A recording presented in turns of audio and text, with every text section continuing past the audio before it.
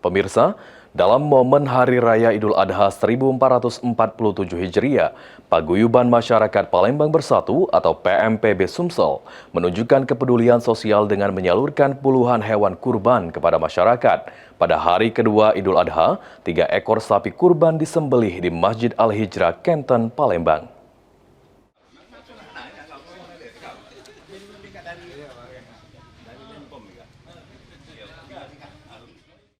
Suasana kebersamaan dan gotong royong terlihat di Masjid Al-Hijrah Kenten, Palembang saat proses penyembelihan hewan kurban yang disalurkan oleh Paguyuban Masyarakat Palembang Bersatu atau PMPB Sumsel. Pada hari kedua Hari Raya Idul Adha, PMPB Sumsel menyumbangkan 3 ekor sapi kurban untuk masyarakat di wilayah sekitar kantor pusat PMPB Sumsel. Ketua Umum PMPB Sumsel, Yusuf Malaya, turut hadir dan menyaksikan langsung proses penyembelihan hewan kurban tersebut. Menurutnya, kegiatan ini menjadi bentuk kepedulian dan komitmen PMPB Sumsel untuk terus berbagi kepada masyarakat, khususnya di momen hari besar keagamaan.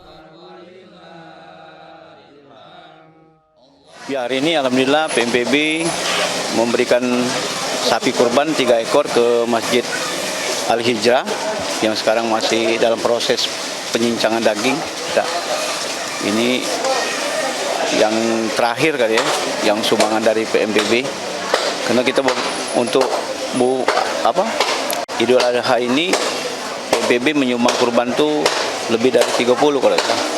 Ya, tapi tidak satu tempat, ada yang diubah. Setelah proses penyembelihan selesai, daging kurban langsung didistribusikan kepada warga di sekitar Masjid Al-Hijrah Kenten dan kantor pusat PMPB Sumsel.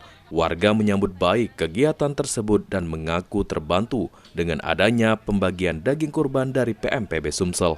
Melalui kegiatan ini, PMPB Sumsel berharap nilai kebersamaan, kepedulian sosial, dan semangat berbagi di Hari Raya Idul Adha dapat terus terjaga di tengah masyarakat. Tim Liputan, PAL TV.